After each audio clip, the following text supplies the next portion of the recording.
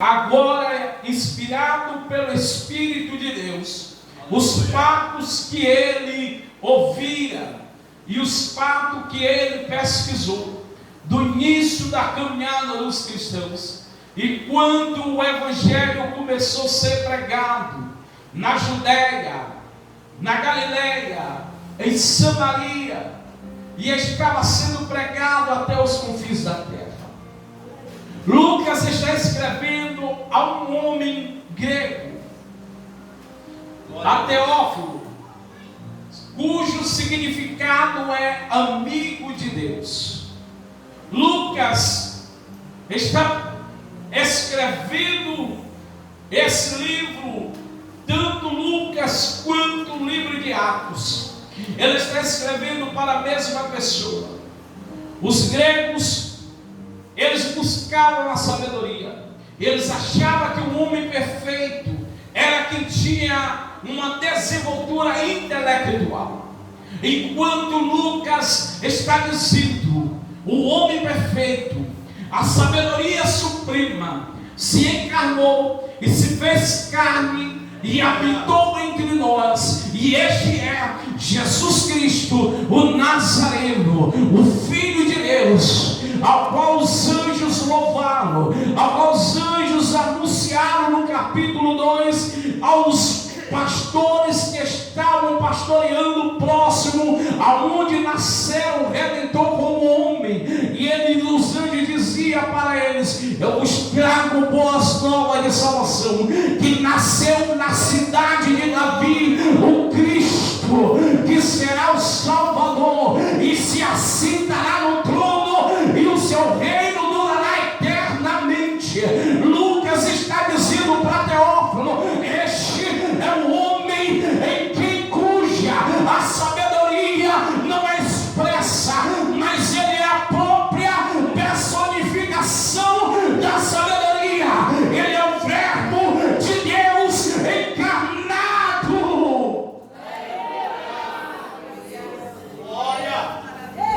Lucas relata esse homem chamado de Jesus de Nazaré. A pior coisa é a credibilidade de casa. Como o próprio mestre no capítulo de 4 a 6 de Lucas, ele diz, presbítero Raimundo, que profeta não tem honra dentro da sua própria pátria. Sabe por quê? A convivência. Ah, mas eu conheço, ele é filho de José, a mãe dele é Maria, ele cresceu assim, ele vivia nisso, ele vivia naquilo, e a dificuldade para o pregador é essa. Mas me chama a atenção que ele se retira e vai para Cafarnaum, para a Galileia, para os outros lugares, para o meio dos samaritanos. Prodígios, milagres aconteceram. Mulher toca na orla dele, depois de ouvir dizer que vai passando Jesus. E o texto em Marcos, capítulo de número 5, versículo de número 27, a uma mulher que há 12 anos sofria de fluxos, de uma hemorragia.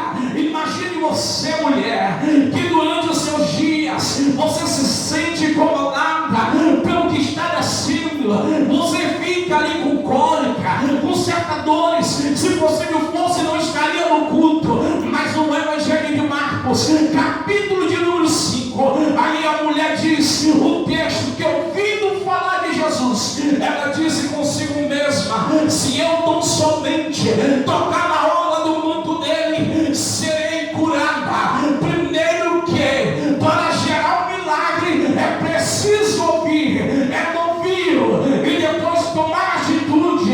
E ela tocou, e ao tocar ela foi curada. E o mestre olha e rega e diz: quem me tocou? Aí o discípulo: mestre, mas como pode tu dizer quem te tocou? Porque a multidão te espreme de um lado e te aperta do outro, e tu diz: não, quem me tocou?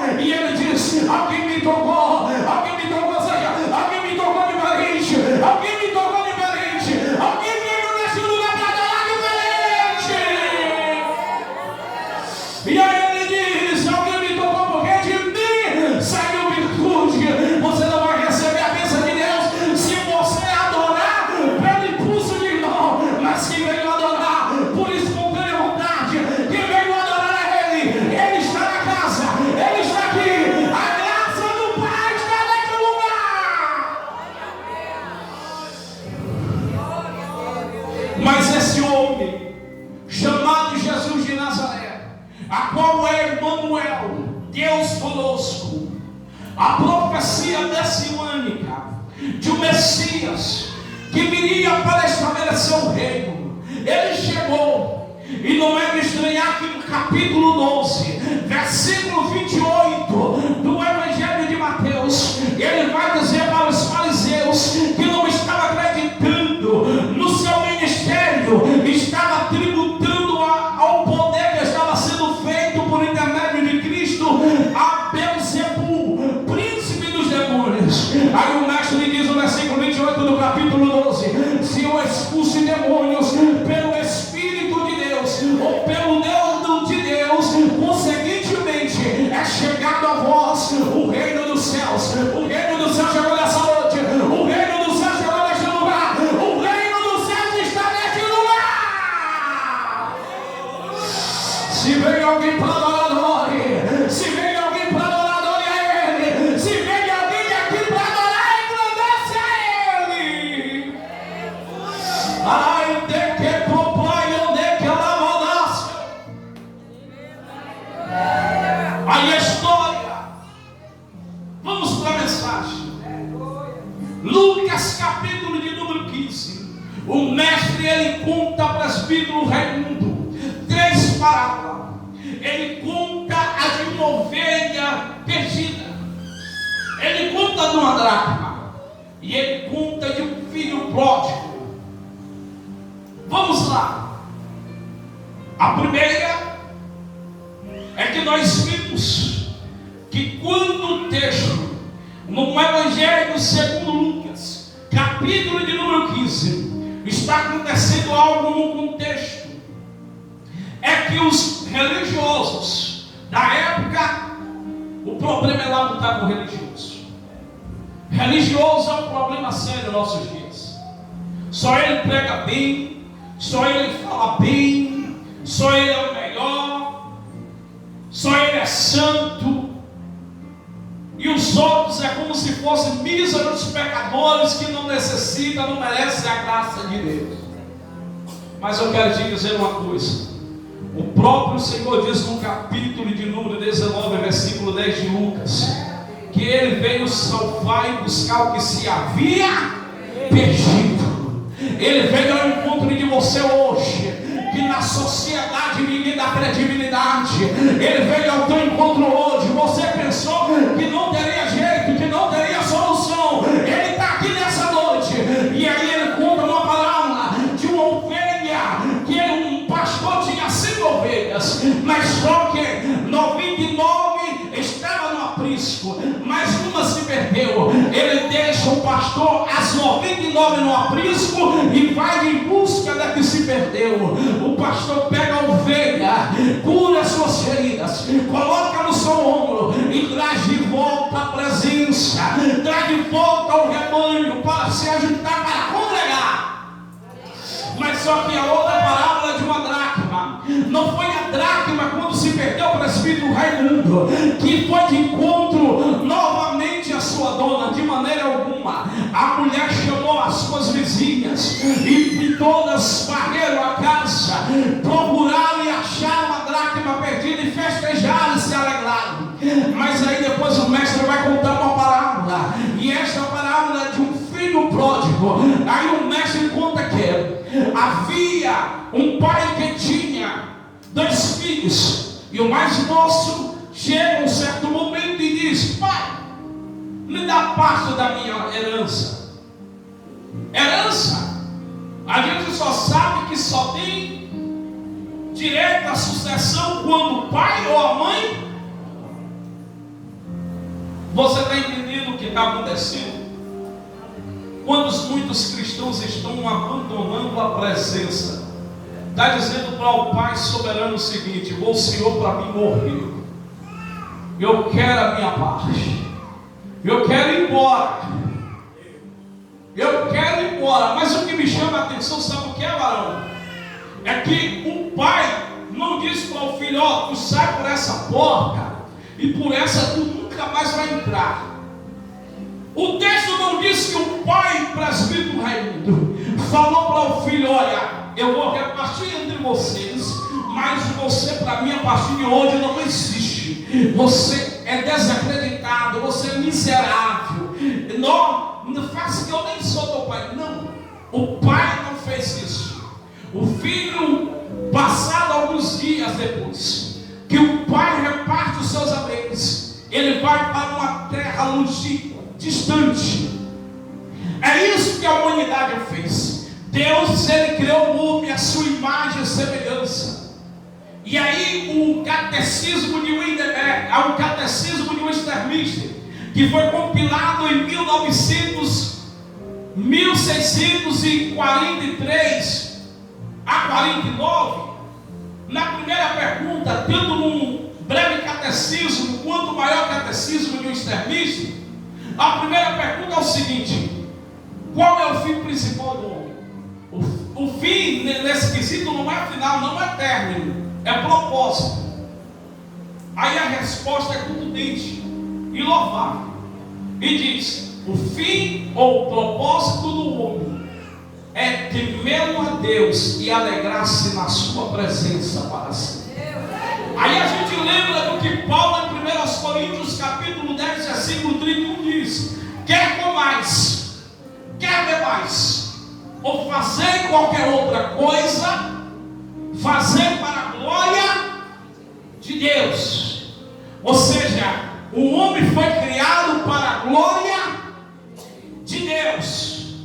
Somos imagem e semelhança de Deus. Pecamos, transgredimos a lei de Deus, falhamos, rejeitamos as boas novas do Evangelho e distanciamos de Deus. Porque diz Provérbio 14:12 o seguinte: que há caminhos que ao homem parece ser certo, mas o fim é caminho de morte.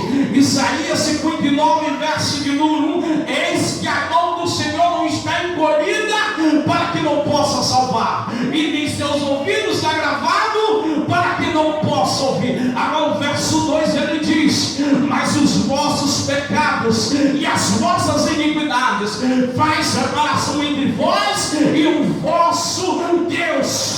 Deus é separado do homem, porque o homem pecou, o homem transgrediu a lei de Deus, mas o homem merecia o inferno, o homem merecia a punição eterna.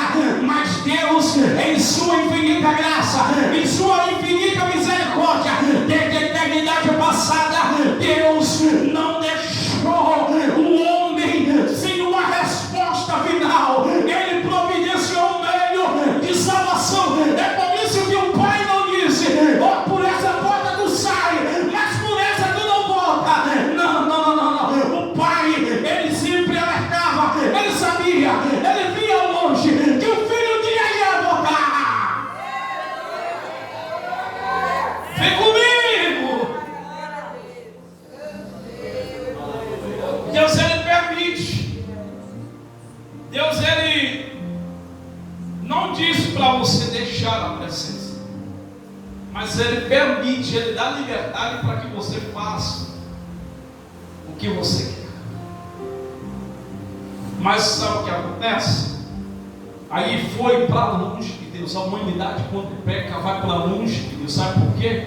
Porque diz Romanos 3, verso 10, verso 11, verso 19 e o 23, quase as mesmas coisas. Diz assim: ó, não há um justo, não há um justo sequer, não há quem faça o bem, não há quem pratique a bondade, porque todos pecaram e destituídos estão da glória de Deus. Ou seja, um homem, uma vez que pecou, uma vez que transgrediu a lei de Deus, o homem natural não compreende as coisas espirituais e não volta para Deus. Por quê? Porque a sua visão está cega, a sua visão espiritual não entende mais Deus, ele não consegue enxergar a glória de Deus, não consegue enxergar a presença de Deus.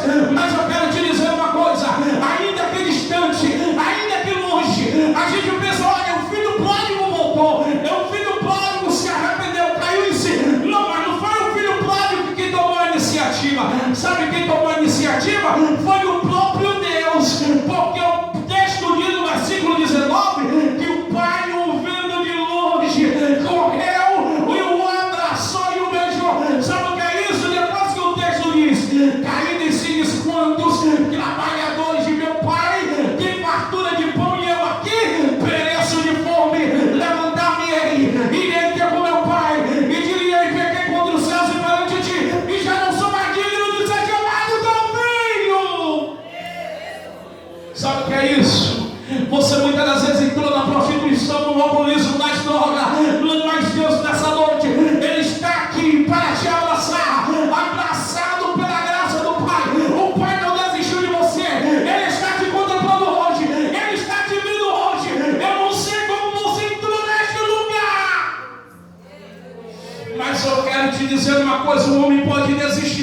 mas o pai, ele sempre o via de longe. O pai sabia que aquele filho um dia ia voltar. Aquele pai sabia que o filho ia voltar. Sabe por quê? Porque o mundo, ele pega tudo que você tem, ele te usa, te dá tronos, te dá glórias, prazeres momentâneos, mas esse mundo é terrível, ele te mata. Aí alguém louva na igreja, é uma bênção, e aí o ego começa a descer ao coração. É eu que faço, é eu que determino, eu sou assim, acontece por causa de mim. Se eu não tivesse no grupo de louvor, não teria isso, não aconteceria aquilo.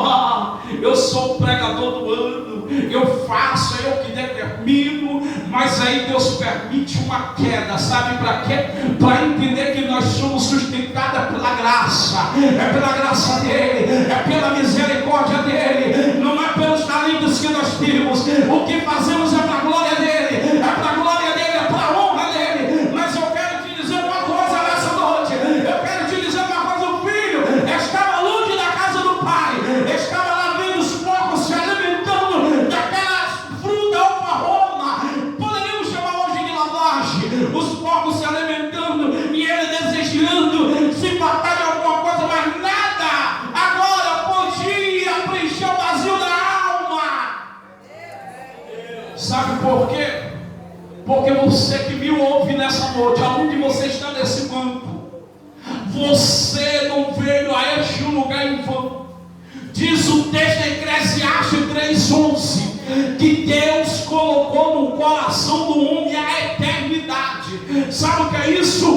Deus colocou o presbítero Raimundo no coração do homem um anseio, um desejo de tentar entender o que aconteceu passado, o que está acontecendo no presente e o que vai acontecer futuro. Mas sabe para quê? Para você entender que isso não vai ser preenchido por prazeres momentâneos, porque esse vazio na tua alma é do tamanho de Deus. Só cabe Deus, só cabe Deus, só cabe Deus. Aí o filho caiu em si, quantos trabalhadores de meu pai têm fartura de pão? Aí Jesus diz no capítulo 6 do Evangelho de João, a partir do versículo 25, ele diz: eu sou pão vivo que desceu do céu, e o pão é Jesus Cristo, é a palavra de Deus, é a palavra de Deus, é a palavra de Deus, é a palavra de Deus. A palavra pode mudar a tua vida.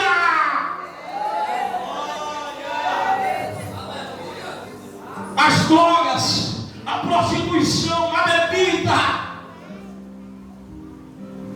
os seus prazeres momentâneos não vão te trazer alegria. Pode trazer em certos momentos uma certa sensação de paz, mas a tua alma sempre vai estar ferida, e o vazio é grande, porque esse vazio, sabe por quê? Não é do tamanho de Deus.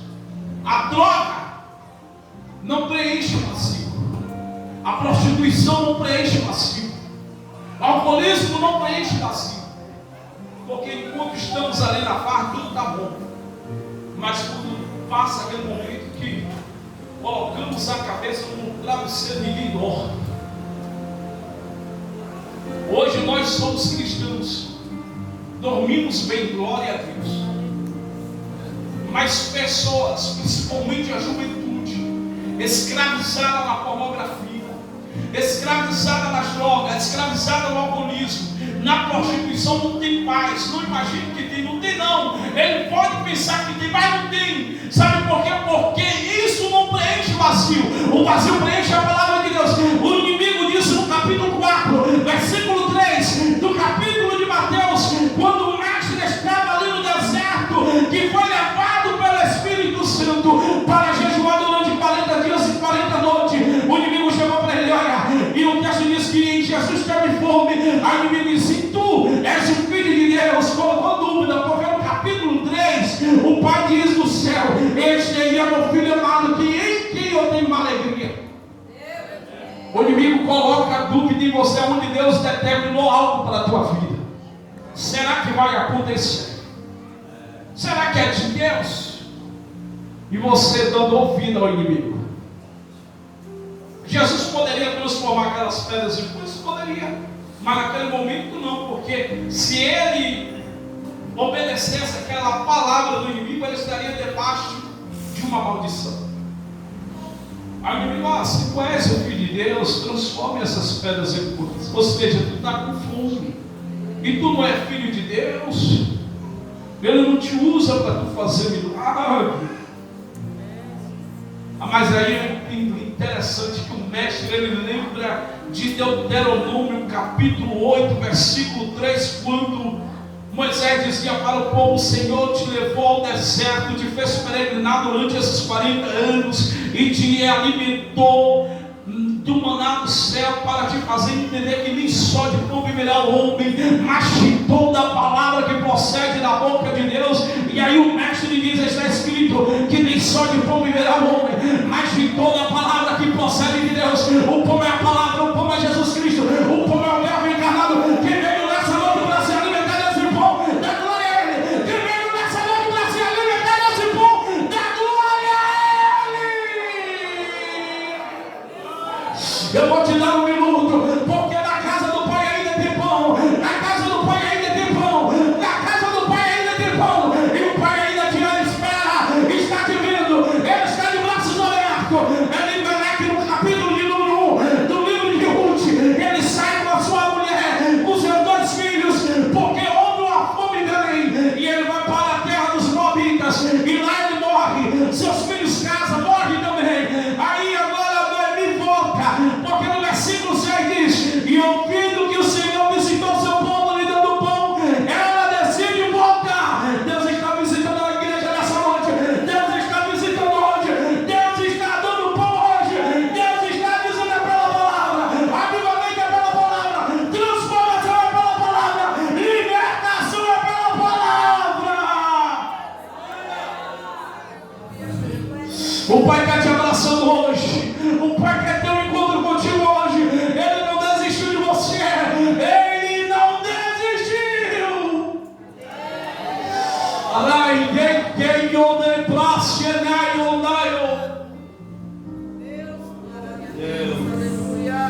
Deixa eu ver aqui quantas pessoas tem aqui no nosso meio que não é evangélica ainda.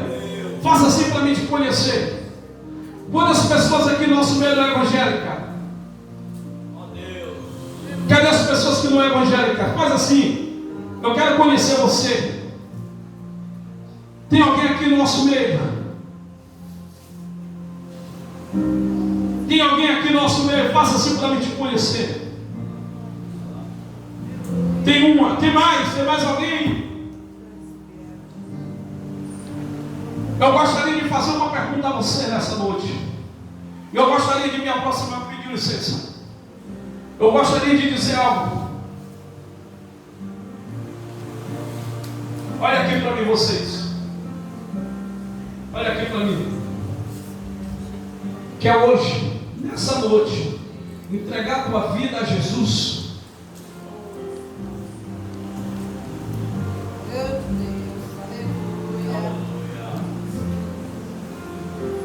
Só você e agora já. Ela já. E olha aqui para mim, você. Quer entregar a tua vida para Jesus hoje? Deus. Olha aqui para mim, você revestido nisso. Você sabia quantos livramentos Deus já te dava? Você sabia que nem era para você estar aqui nessa noite?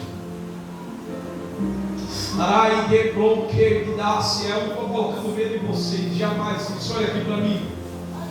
Olha aqui para mim, você sabia que nem era para você estar mais viva nessa cidade? Mas eu quero te dizer uma coisa: Jesus está te dando uma oportunidade. Jesus está te dando uma oportunidade. A oportunidade vem e volta. Pode ser a última vez. Esse pode ser o último culto.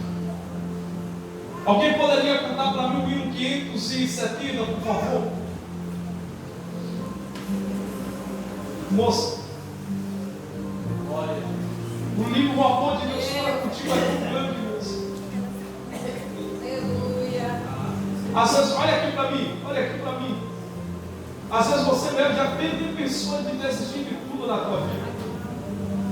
Você mesmo às vezes questionava: por que eu estou aqui? Às vezes você pensava assim: já meteu uma oração.